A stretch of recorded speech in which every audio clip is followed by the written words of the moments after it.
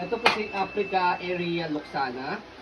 Ang original price po niya is 29,999. Pero syempre hindi po namin bibenta ng ganon. Dahil pre-lab po ito. Okay, in excellent good condition.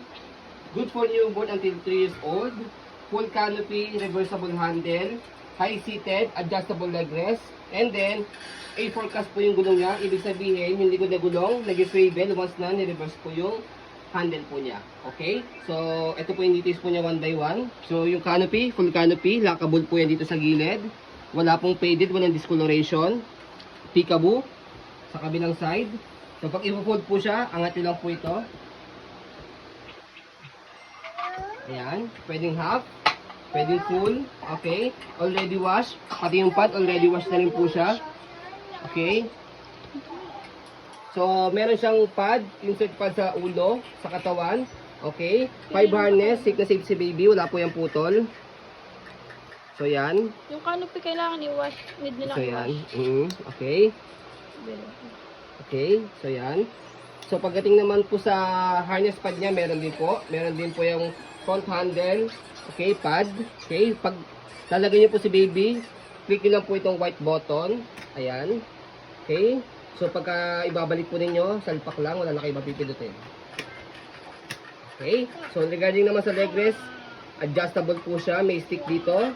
Pag hindi nyo po kailangan or iupo po ninyo, push nyo lang po siya. Okay. So, pagka kailangan po ninyo ihiga, so, ganyan. So, sa likod, later papakita po namin kung paano po siya inihiga. Okay? So, regarding naman po siya sa footrest, ayan, okay na okay po siya. Yan, sa gulong, okay na okay, hindi po siya pudpod. Easy to maneuver, nag-swivel. Yan, kung gusto niyo pong one way lang, baba nyo lang po ito para pag-ihelo si baby. Okay? So, lockable din po siya. So, yan, ito po yung magiging stopper po ninyo mamaya kapag ni-reverse nyo po yung handle. Okay? So, regarding naman po sa body frame sa right side, yan po yung details.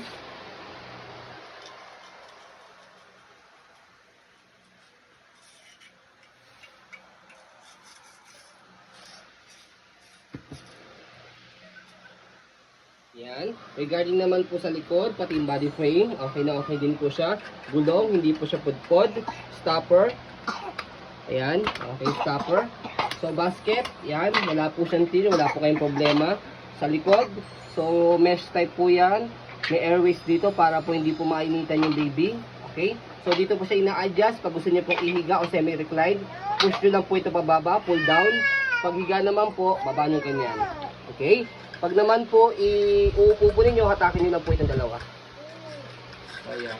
Okay? Regarding naman po sa body frame sa left side, yan po yung details.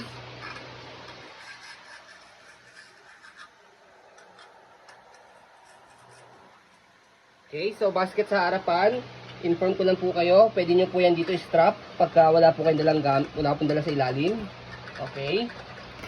So ayan, regarding naman po sa handle, ayan, wala po yung issue. Okay, makinis na makinis po. Makinis pa sa mukha ko. Okay, so regarding naman po sa pag-reverse na handle niya, as you can see, yung harapan na gulong, nag-swivel, yung likod hindi. Pero pag ni-reverse natin, ayan. So, yung harapan, hindi siya mag-swivel, mag-lock siya, yung likod siya yung mag-swivel. Kaya, ang purpose nyo, mas madali po siya i-maneuver. Okay?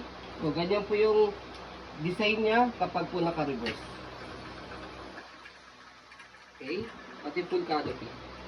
Ayan. Okay? So, sa pag-fold, make it sure na naka-fold yung canopy. Balikin po muna ulit yung handle. Nakaupo po yung higa ni baby. So, ang maganda rito is one hand open, one hand fold. Kahit hawak nyo si baby, kayang-kaya po siya. So, slide nyo lang po. Unlock, press yung ilalim. Kasi nakalock po yan, hindi nyo mapress yung ilalim. Okay? So, slide, press, angat sa likod, tapos baba lang. Okay? Sa pag-open, same lang din, slide, press, angat ng konti, tapos bukan nyo lang po siya. Okay? Lightweight stroller lang po ito sa mga naghahanap po ng lightweight stroller po.